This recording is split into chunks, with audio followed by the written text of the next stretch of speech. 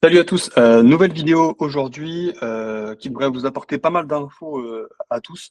Le but de cette vidéo aujourd'hui, ça va être tout simplement de faire un chiffrage de A à Z avec vous. Alors, je vais dire en live, mais enregistré, mais en tout cas avec vous de A à Z. De la découverte de documents à la partie estimation jusqu'à la rédaction de l'offre finale. Ça va être le but aujourd'hui et de vous montrer exactement tout le processus que vous avez à suivre dès que vous êtes consulté pour une offre au forfait et en direct.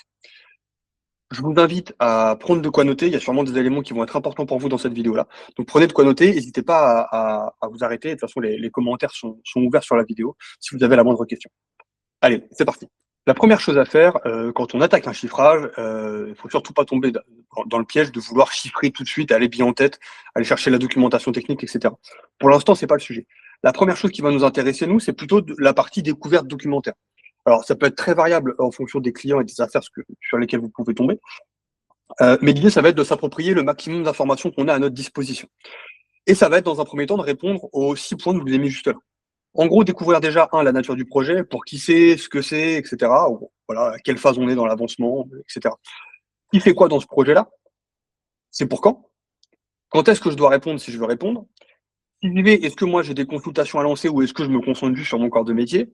Et la dernière question qui est peut-être la plus importante à se poser à cette étape-là, c'est est-ce que je sais faire et est-ce que je suis en mesure de le faire? D'accord? Donc ça, c'est la première chose, le premier point critique sur lequel on va devoir répondre, et c'est ce qu'on va commencer par faire dès maintenant. Ok, et là, dans l'exemple que j'ai pris, on va être sur un projet de tuyauterie complet. Ok, alors il y a aussi du montage, il y a d'autres corps de métier, etc. Alors, je vais pas vous faire toute la découverte documentaire en vitesse normale, parce que sinon ça va prendre beaucoup trop de temps ici. On est sur un projet à première vue qui va monter assez haut. Donc voilà, je vais vous passer un peu. Ce qui m'intéresse surtout, c'est de vous dire les éléments qu'on doit y trouver et comment on les trouve. Donc je risque de passer un petit peu en accéléré, mais voilà les éléments qu'on va trouver tout. Donc là, l'idée de cette lecture de cahier des charges et de documents, plans, etc., c'était de comprendre ce qu'il y a à faire dans les grandes lignes et en gros de répondre, ce qu'on entend parfois dans certaines structures, la question go, no go, c'est en gros est-ce que j'y vais ou est-ce que j'y vais pas. Ok. À la lecture de ce document, on peut voir déjà que c'est quoi la nature du projet? Il y a une construction d'usine neuve, mais la consultation, elle porte essentiellement sur la construction de ce réseau neuf de tuyauterie pardon, en acier inoxydable. Je rentrerai dans le détail un peu de ce qu'il y a à faire plus sur la partie chiffrage, mais là, l'idée, c'est vraiment de comprendre un petit peu le spectre de travaux sur lesquels on va aller. Au niveau du qui fait quoi, c'est important aussi d'identifier tout de suite la mesure qu'on vous donne et le rôle qu'on vous donne dans cette consultation. Là, en tant que tuyauteur, on est consulté pour la main-d'œuvre, ok, essentiellement, donc pose de la tuyauterie et de la robinetterie, la fourniture des tubes et raccords, tout ce qui va être calorifuge, et les accès pour travaux en hauteur. Par contre, j'ai pas spécialement d'autres éléments, donc j'ai pas d'instrumentation, par exemple, j'ai pas la mécanique, j'ai pas la pose des pompes, etc. Donc voilà, l'achat de la robinetterie est pas à ma charge non plus. On rentrera en détail après tout ça dans la façon dont on va répondre à l'offre. Mais en soi, c'est plutôt le cahier des charges est plutôt clair. Et donc je vois qu'à première vue, en tant que tuyauteur là, je devrais pas trop avoir de soucis. Euh, Ça donne pas mal de visibilité puisque les travaux sont pour dans 4 mois. D'accord? Donc ça, c'est un élément important à voir. Par contre, il y a 3 semaines pour répondre. Bon, au vu de ce que j'ai vu là, ça se fait largement. Ok, on va le voir tout à l'heure en termes de timing. En une demi-journée, c'est réglé. Est-ce que j'ai des consultations à lancer? Oui. Alors pourquoi c'est important ici? À première vue, je vais avoir calo, location engin, échappe, etc. Je l'avais pas mis parce que c'était évident, mais j'ai également potentiellement de la fourniture. Pourquoi c'est important? Parce que avoir des retours de consultation client quand on n'a pas de prix déposé, ça demande toujours un petit peu de temps. Et donc, c'est quelque chose qu'il faut prioriser et qu'il faut même réaliser avant de faire votre estimation. Comme ça se travaille pendant que vous bossez sur votre estimation. Et la question essentielle, en gros, c'est est-ce que je sais faire oui ou non? Voilà, clairement, au vu de ce que j'ai vu là, c'est quelque chose voilà, qui est tout à fait classique. Il n'y a rien de très sorcier. On est sur de l'agroalimentaire, il n'y a pas de sujet. Ça ne devrait poser aucun problème en termes de capacité technique. Donc là, on va arriver un peu au deuxième sujet qui est un peu la clé de tout ça. Ça va être maintenant, il va falloir remettre un prix là-dessus. Donc que ce soit pour la partie consultation, pour la partie main-d'œuvre, et ça va être la deuxième partie, on va dire, de cette vidéo-là, où je vais vous montrer comment on utilise, nous, la méthode en prisme, donc qui est la méthode utilisée pour vraiment chiffrer ça de façon simple, claire et méthodique. Vous allez découvrir ça tout de suite. Allez, c'est parti. Rapidement, avant de passer à la partie chiffrage, si cette vidéo t'intéresse, n'hésite pas à me suivre sur YouTube, à liker cette vidéo. Tu peux me suivre également sur Facebook ou sur LinkedIn. Donc voilà, n'hésite pas à me suivre sur les différents réseaux. Et si jamais tu es tuteur à ton compte, il y a un lien dans la vidéo, juste en dessous en commentaire, où tu peux prendre rendez-vous et on peut t'expliquer comment tu pourrais apprendre à utiliser toute la méthode que je suis en train de te montrer là, pour aller chercher plus d'affaires en direct, au forfait et plus rentable. Allez, on continue la vidéo. Un des premiers éléments qui va être essentiel pour la suite, c'est la nature de la documentation technique qu'on a à disposition pour réaliser le chiffrage. C'est souvent un sujet qu'on me remonte. En tuyauterie, il y a plusieurs langages communs qui nous permettent de définir entre guillemets la nature des travaux. Alors vous avez des plans ISO, mais c'est pas ce qu'on a toujours. Ça arrive parfois, mais c'est pas le plus courant. On a des PID, vous pouvez avoir des maquettes 3D, des schémas, des photos, des croquis faits après visite, etc. Bon, c'est pas si important que ça, dans la mesure où ce qui nous intéresse, nous, c'est de pouvoir déterminer plus ou moins le cheminement, entre guillemets, approximatif qu'on va avoir. Et tous ces éléments-là vont pouvoir nous permettre de le faire. Donc, en fait, la nature de la documentation technique qu'on a, bon, elle peut être plus ou moins facilitante, mais c'est pas, voilà, c'est pas si majeur que ça. Ici, dans le cas présent, on a des plans ISO, ok, donc c'est plutôt confortable pour chiffrer. Si on a tout le contexte, c'est plutôt agréable.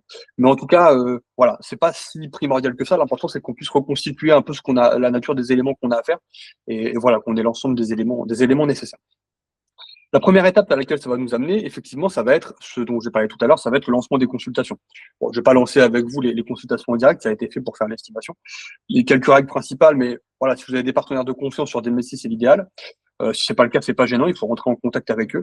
Et, on a des méthodes pour ça dans le programme, hein. Idéalement, essayer d'avoir plusieurs prix, plusieurs délais, et une règle de base, c'est que plus la demande est précise, meilleur sera le retour. Alors évidemment, envoyer des demandes à chaque fois qu'on a une demande, c'est un peu chiant.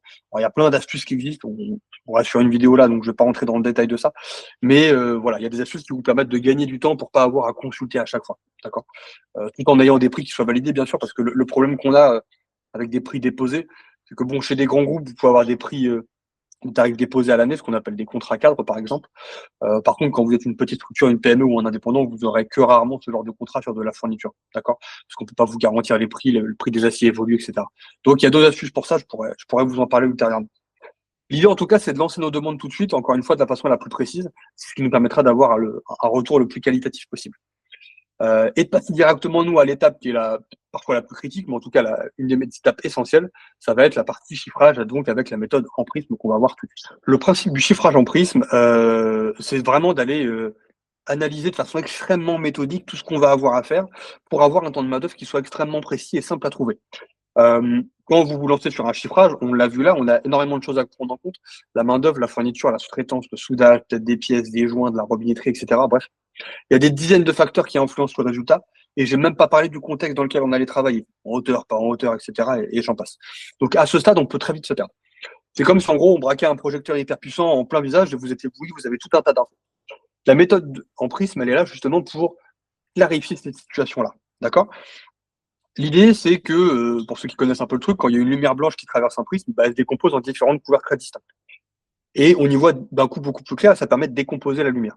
Bah là, c'est exactement ce qu'on va faire, c'est qu'on a le cahier des charges qu'on a vu, des documentations techniques, et on va le passer à travers un prisme, d'accord, ce qu'on va faire. On va prendre un chantier qui paraît un peu compact, confus, global, il y a plein d'infos, et on va le faire passer à travers plusieurs prismes dans un ordre précis. Le résultat final, ça va nous permettre d'avoir une décomposition claire, structurée et logique de tous les éléments du chantier qu'on va chiffrer. Ok. Tout ça, bien sûr, en se reposant sur une standardisation au niveau de la tarification, etc., qu'on retrouve juste après. Il y a deux piliers pour utiliser cette méthode-là. La première, effectivement, c'est les prismes en eux-mêmes. Donc, bien avoir la méthodologie de décomposition exacte, savoir quoi décomposer, quelles infos sont à retrouver, qu'à quel niveau de détail on doit aller ou pas. Et le deuxième, effectivement, c'est forcément d'avoir une référence. Parce que si on décompose mais qu'on n'a pas de bibliothèque de référence qui est rattachée, avec des temps standards et des coûts optimisés par rapport au domaine d'activité, au secteur, etc., forcément, on passe à travers. Donc, quand ces deux éléments, on reste dans l'intuition avec eux, on rentre pour le coup vraiment dans la méthode, tout devient beaucoup plus simple. Il y a juste à appliquer les étapes. C'est ce qu'on va faire juste ici. Ok, donc là, on va pouvoir passer à la partie chiffrage pur et dur. Donc là, vous le voyez, j'ai ouvert, on a un lot d'ISO, hein, il y a 23 ISO en tout. Vous les voyez, là, je les défile sur la gauche. Bon, on va pas forcément tous les passer en revue ensemble, mais l'idée, c'est qu'on a un réseau qui est plutôt intéressant ici. On va zoomer là. Donc, on a des choses assez variées. Alors, certaines lignes se ressemblent, mais le réseau il y a quand même quelques mètres linéaires à tirer là. Voilà, sur cet ISO-là, on a plus de 20 mètres linéaires en tout sur du DN100. Donc, on va aller chercher le détail de tout ça, on va aller décomposer ça avec la méthode en prisme dont je vous parlais. Et le but, ça va être pardon, d'avoir un résultat le plus décomposé possible et le plus facile à obtenir. Allez, c'est parti.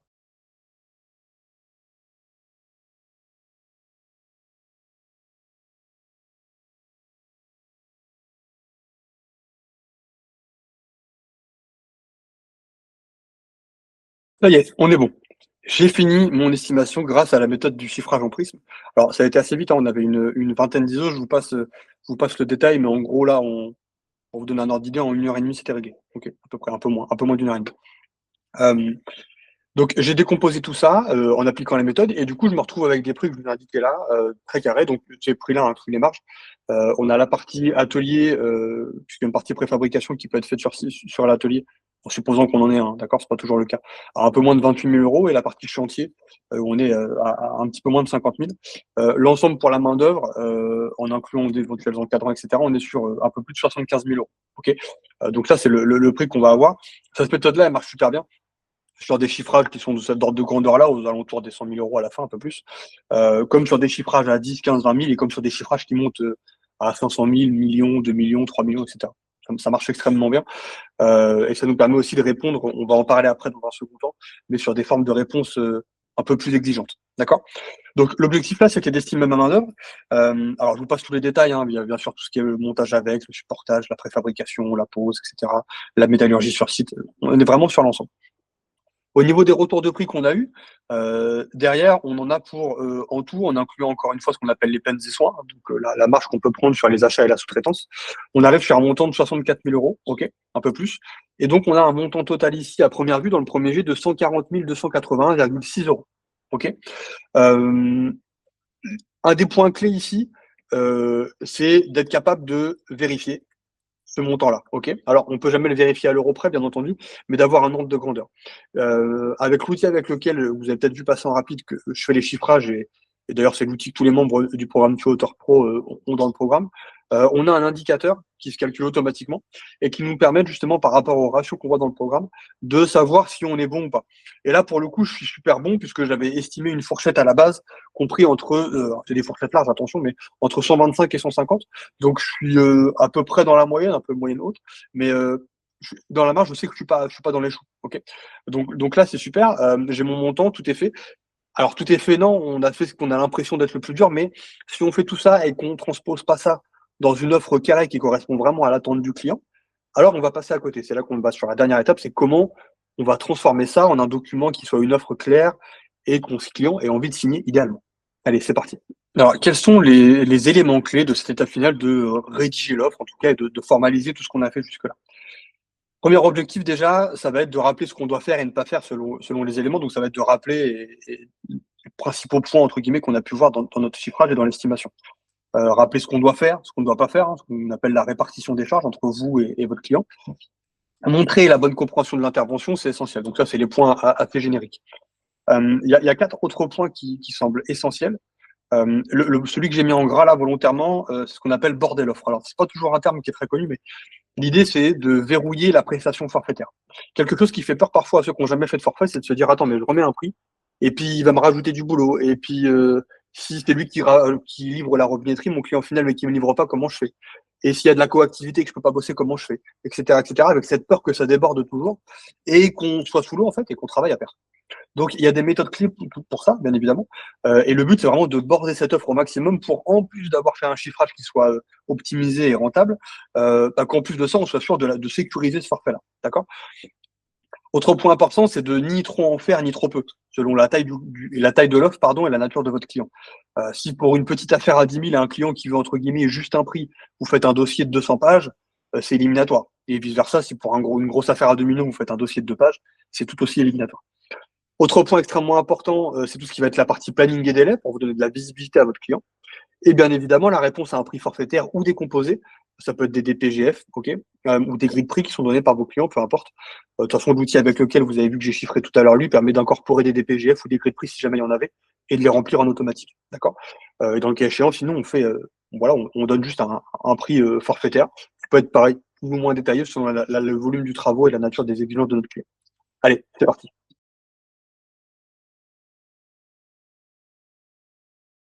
Et on se retrouve donc ici avec une offre finale à un peu moins de 150 000 euros, 140 000, pardon, 280,6 euros, réalisé.